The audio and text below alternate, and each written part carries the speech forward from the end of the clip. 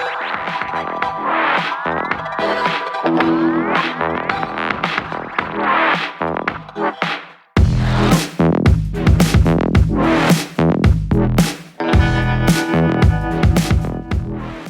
what's up guys? Saya Protus. Kita bertemu lagi di channel Progress Tech.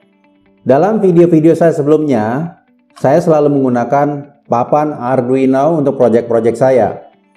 Papan ini sangat efektif, tidak mahal dan mudah digunakan. Namun, ada saatnya ketika kita selesai membuat proyek kita ingin membuat versi produksinya atau versi permanen. Tentunya kita bisa menggunakan papan pengembangan ini sendiri. Bisa Arduino Uno, Nano, Mega, dan sebagainya. Hanya perlu diberikan kotak, sumber daya baterai, atau adaptor. Tapi kan sayang ya, jika kita harus menggunakan papan pengembangan ini. Nah, kita sebenarnya bisa langsung menggunakan microcontroller yang ada pada papan Arduino. Microcontroller ini adalah Atmega 328. Kita bisa menggunakan jenis ini, yaitu Dual Inline Package 28 atau jenis Surface Mount Package. Hari ini kita akan menggunakan DIP28. Bisa diambil dari papan Arduino atau kita beli dari toko online. Lalu kita tambahkan komponen-komponen yang diperlukan. Mari kita mulai. Untuk menggunakan hanya microcontroller, kita perlu komponen-komponen berikut.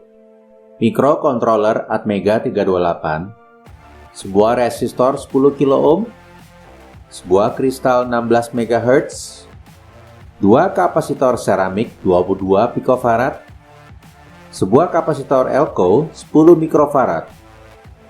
Jika microcontroller yang kalian gunakan ada pada papan Arduino, lepaskan dari soket dengan menggunakan tweezer secara hati-hati. Ikuti skema ini. Pada breadboard, bagian ini akan digunakan sebagai sumber daya 5 volts. Bagian ini adalah ground. Keduanya dihubungkan dengan kabel jumper. Kita tempatkan microcontroller di tengah. Perhatikan bagian atas memiliki tanda seperti huruf U. Pada skema, saya tambahkan nomor-nomor pin microcontrollernya agar mudah bagi kita untuk memasang komponennya pada papan breadboard. Kalian juga bisa mendownload gambar-gambar ini yang tersedia pada link deskripsi. Lalu kita mulai dengan apapun yang dihubungkan ke sumber daya.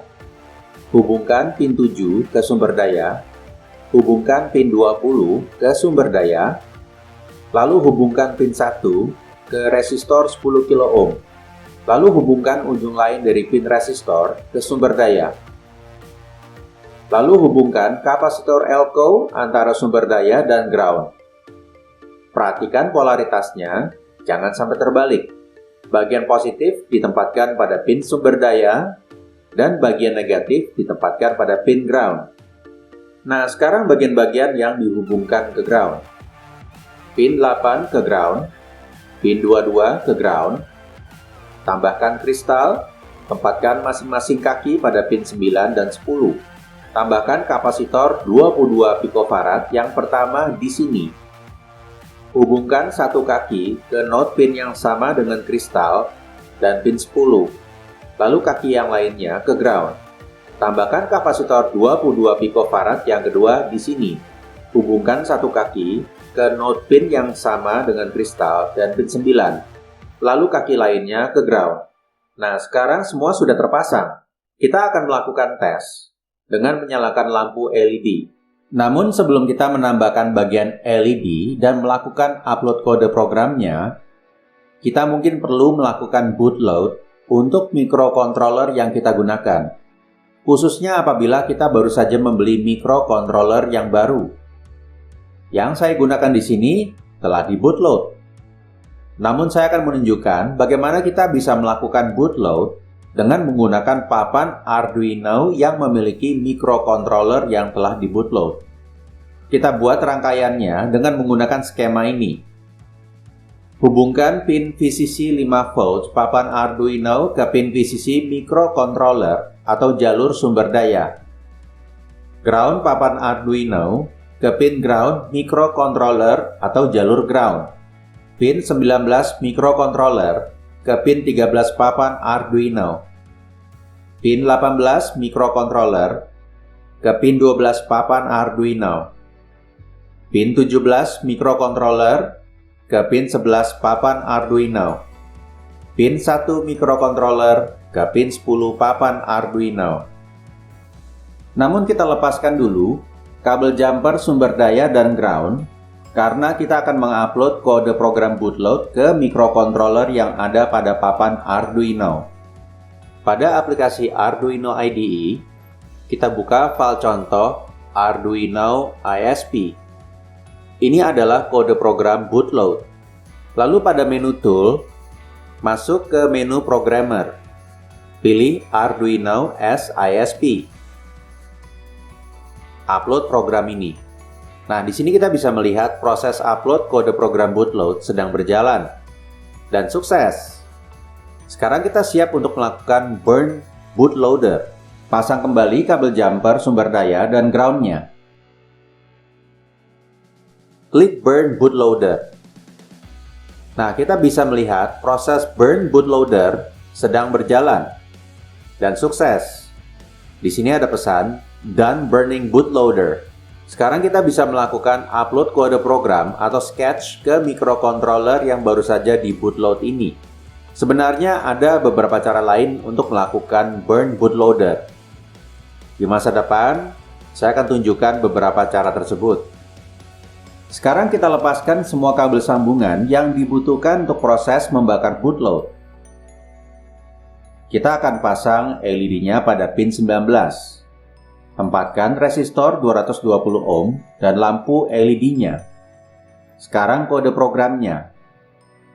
Kita gunakan contoh kode program yang tersedia pada Arduino IDE. Kode program ini bernama Blink. Nah, sekarang pertanyaannya, bagaimana cara uploadnya? Ada banyak cara. Kita bisa kembalikan microcontroller ke soket papan Arduino. Lakukan upload seperti biasa. Lalu kembalikan microcontroller ke breadboard. Atau kita gunakan papan Arduino tanpa microcontroller sebagai adapter untuk mengupload kode ke microcontroller yang ditempatkan pada breadboard. Untuk ini, kita perlu melepaskan microcontroller dari soket papan Arduino. Hubungkan RX papan Arduino ke pin RX atau pin 2 microcontroller. TX papan Arduino ke pin TX atau pin 3 microcontroller. Pin reset papan Arduino ke pin reset atau pin 1 microcontroller. Sumber daya 5 volts papan Arduino ke pin VCC atau jalur sumber daya microcontroller. Ground papan Arduino ke pin ground atau jalur ground microcontroller.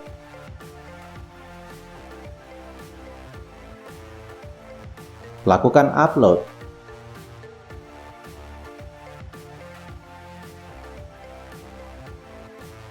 Atau kita gunakan modul FTDI untuk mengkomunikasikan microcontroller langsung dengan komputer. FTDI atau Future Technology Device International memiliki 6 pin. Pin DTR atau Data Terminal Ready, ini adalah sinyal kendali komunikasi. Ini digunakan untuk melakukan auto reset pada microcontroller. Pin RX yang akan dihubungkan ke pin TX microcontroller. Pin TX yang akan dihubungkan ke pin RX microcontroller. Pin VCC yang dihubungkan ke pin VCC microcontroller. Pin CTS atau Clear to Send yang juga bisa digunakan untuk sinyal kendali komunikasi, khususnya untuk perangkat yang memiliki kecepatan komunikasi serial yang lambat. Lalu pin ground FTDI yang dihubungkan ke pin ground microcontroller. Kita sambungkan FTDI ke microcontroller dengan mengikuti skema ini. Hubungkan pin VCC FTDI ke jalur sumber daya breadboard. Ground FTDI ke jalur ground breadboard. RX FTDI ke pin TX atau pin 3 microcontroller, TX FTDI ke pin RX atau pin 2 microcontroller. Hubungkan DTR ke pin reset atau pin 1 microcontroller. Kita tempatkan kapasitor 100 nanofarad di antara DTR dan reset.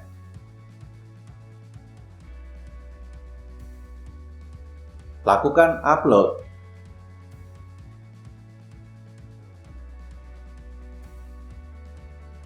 Nah, kita juga bisa menggunakan modul CH340.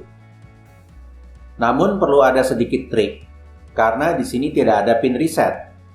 Hubungkan pin 5 volts modul CH340 ke jalur sumber daya breadboard, pin TX CH340 ke pin RX atau pin 2 microcontroller, pin RX CH340 ke pin TX atau pin 3 microcontroller.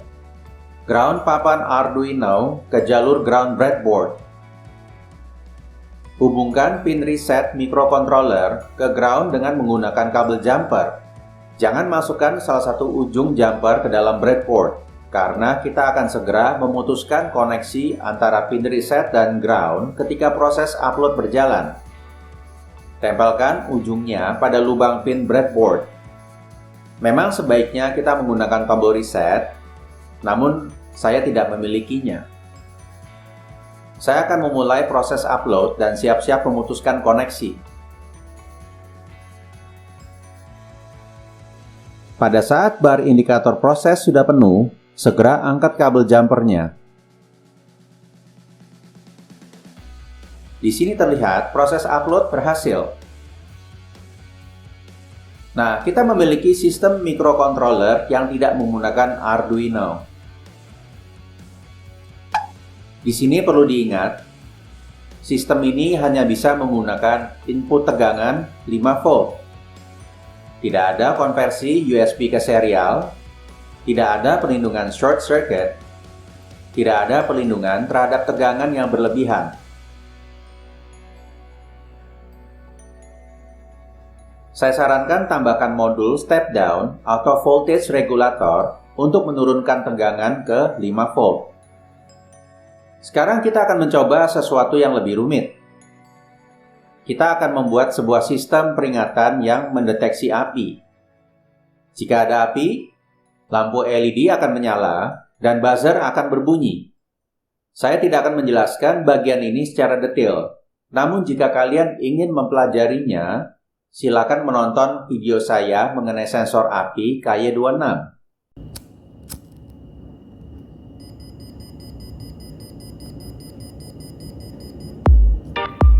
Baru saja kita menggunakan microcontroller tanpa Arduino. Semoga video ini bermanfaat. Jika ada pertanyaan atau komentar, silakan mengisi kolom yang tersedia di bawah video. Berikan tanda like-nya jika videonya keren. Silakan subscribe jika belum subscribe. Sampai bertemu lagi di sesi berikutnya.